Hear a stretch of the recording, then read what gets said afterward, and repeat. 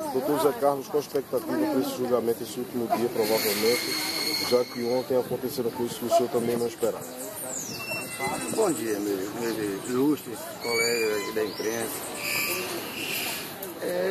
Eu, como defensor de Delma Freire, estou altamente estupefado, altamente estressado pelos acontecimentos. Desde terça-feira que vem acontecendo coisas que estão me surpreendendo, principalmente pela atitude dos meus colegas da defesa, que em nenhum momento, apesar de insistentemente, tanto eu como o meu colega Washington Barro, que estava me assistindo, por também ter ficado muito chateado com tudo que está acontecendo, terminou renunciando, vocês presenciaram isso ontem.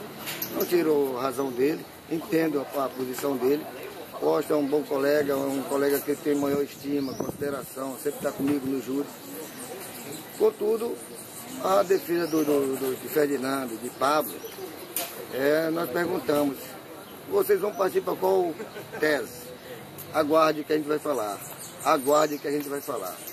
E não falaram. Não chegaram a nenhum ponto de dizer que eles iam confessar. Que iam atribuir qualquer participação, qualquer culpabilidade para cima de Delma. Um ato impensado, eu acho que não tem experiência de júri. Não sei. Isso ocasionou certos distúrbios, acabou com minha tese defensiva. Não foi Delma Freire, não foi o Ministério Público, não foi as provas, supostas provas que tem nos autos. Uma prova técnica falha, muito fraca. E ratifico. Se não tivesse essas confissões, seria muito difícil provar. Delma Freire chegou, doutor Pé, a falar para o senhor como é que foi esse crime. Chegou. A única coisa que ela me disse é que ela, em virtude de Pablo, está altamente chateado com a esposa dele, com a Jennifer. Então Pablo, por desavenças aqui no Brasil também, ele queria dar uma pisa nela, queria dar umas porradas nela. Foi o termo que ela usou. E então, com isso, ela chamou Dinarte. Ela disse que Dinarte era uma pessoa que já vivia nesse mundo de violência, e Dinarte sabia o que fazer. Quando o Pablo chegou e conversou com o Dinarte, acertaram que ia fazer toda essa situação, e Dinarte disse: eu quero o valor para contratar uma pessoa, pode ser até que eu mesma faça. Mas até aí, Delma pensava que era só um susto, que você estava falando que a intenção dela era dar um susto, não dar uma pisa. Até aí ela pensava que era só um susto, ela não sabia que era para matar, o que ela tinha dito para o senhor. O que ela me falou, não. Então o senhor também se sentiu enganado por ela? Sim, eu falei isso para vocês ontem. Não saí, não renunciei ontem o júri, em respeito a ela, pela uma leiguice, pelo atabalhoamento que ela fez ontem, ela pensando talvez fazer uma autodefesa, porque ela fez de uma forma voluntária e espontânea. O depoimento de Delma Freire foi espontâneo, deixo bem claro aqui, e voluntário. Em nenhum momento este advogado fez com que ela confessasse, ao contrário de alguns acusados que deram 3 depoimentos para confessar. Então é isso aí, a confissão é um momento voluntário, um momento espontâneo.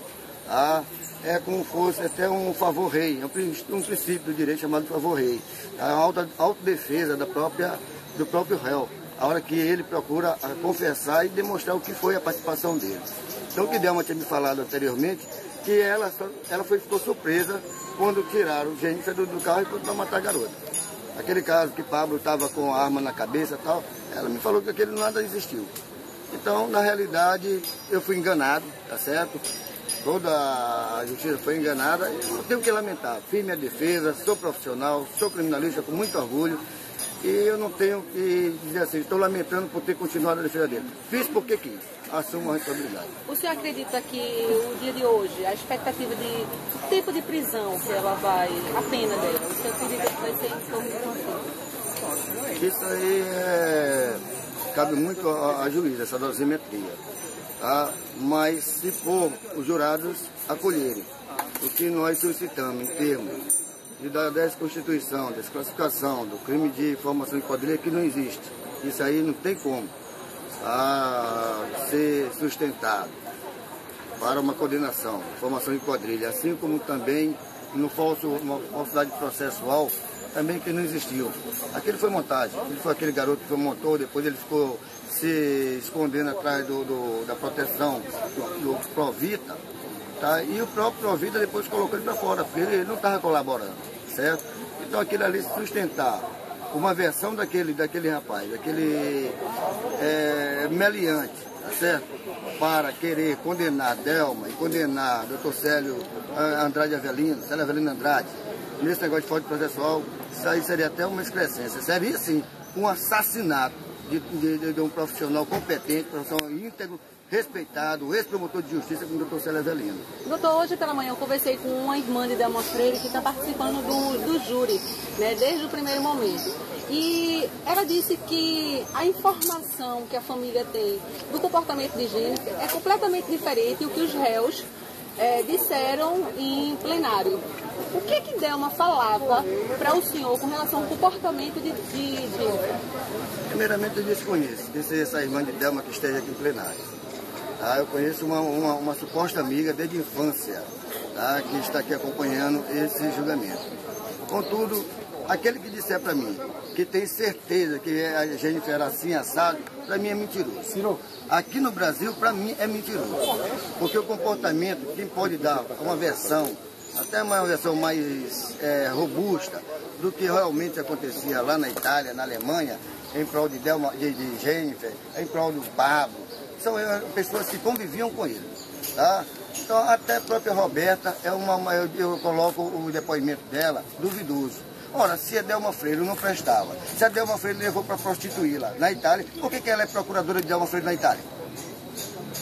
Então, não tem substância, digamos assim, robusta nesse depoimento. São frágeis, são mentirosos, são inverídicos. Ah, e com tudo isso, desses negocinhos de chamar a Jennifer isso, aquilo, e a Delma isso e aquilo, para mim só dá repugnância. Não me traz nada de elemento probante, não. Doutor, o senhor falou da questão da fraude processual. O senhor acredita que vai conseguir derrubar essa tese aqui dentro do júri? Eu acho que sim. Eu acho que sim, porque nós procuramos sustentar e demonstrar. Tá certo? Que o único que vem falar sobre essa suposta fraude é o Fabiano Duarte. E que ele disse que ele, desde o início, o primeiro contato que ele teve com Delma, que já estava sendo monitorado tudo isso pela polícia. Ele fala, tá lá nos autos, tá certo? Então, inclusive foi recomendado por um certo delegado para que gravasse a conversa com Delma. Vem de Narte ontem e disse que a polícia estava totalmente voltada para prender Delma. De qualquer jeito queriam prender Delma. Então faz nos acreditar que houve uma montagem, tá, desse tipo de delito, crime falso processual, para prender Delma. Porque esse rapaz deu um depoimento no dia 15 de março de 2010. No dia 16 de março de 2010, Delma foi presa. Que coincidência, né? Então, esse negócio de dizer que o Dr. Célio Avelino, lá no escritório dele, montou, isso é balela, isso é mentira. Tá? Não acredito, porque o Dr. Célio Avelino, quem conhece o Dr. Célio Avelino, tem um caráter, é digno, é um homem responsável, tá certo? E jamais se submeteria a um tipo de excrescência desse. Eu tenho certeza que esse Fabiano Duarte quis tirar proveito, tanto midiático como financeiramente, porque ele ficou na Provita, tá certo? Pelo sistema lá, de proteção da testemunha, recebendo mensalmente, que a testemunha recebe mensalmente para se manter, além do mais.